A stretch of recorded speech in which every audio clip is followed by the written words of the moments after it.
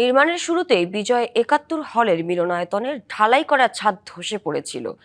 এবার নির্মাণাধীন হল ব্যবহারের জন্য কর্তৃপক্ষকে হস্তান্তরের আগেই বিভিন্ন দেয়ালে দেখা দিয়েছে ফাটল।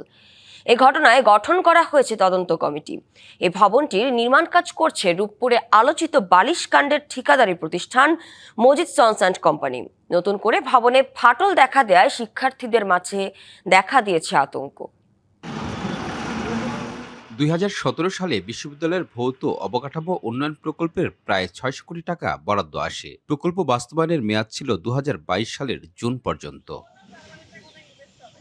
প্রকল্পে ৭০ কোটি টাকা ব্যয়ে ১০ তলা বিশিষ্ট বিজয় ৭১ হল নির্মাণ কাজ পায় রূপপুরের বালিশকাণ্ডে আলোচিত মজিদ সন্স। ৩ দফা মেয়াদ বাড়ানোর পর গত ডিসেম্বরে হলটি হস্তান্তরের কথা থাকলেও নির্মাণ কাজ শেষ হয়েছে ৯৫%।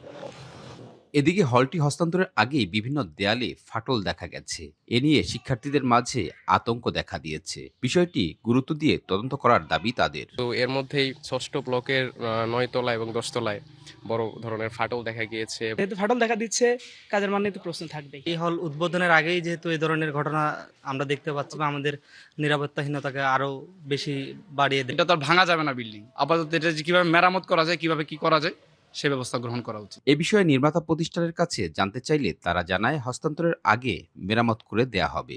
রিপেয়ার তো করতেই হবে, মানে এটা তো আর্থকোয়াকের জন্য হোক বা যাই হোক, এটা তো স্ট্রাকচারাল ক্র্যাক না, এটা তো ওয়ালে ক্র্যাক, ওটা তো রেগুলার সেফটি নিয়ে কোনো ইস্যু নেই। এ বিষয়ে তদন্ত কমিটি গঠন করার কথা জানিয়েছে বিশ্ববিদ্যালয় কর্তৃপক্ষ।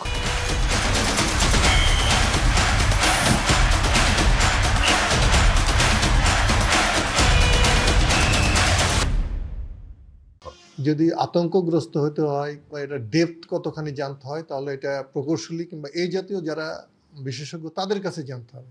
এখনও ওখানকার কাজ চলমানই আছে।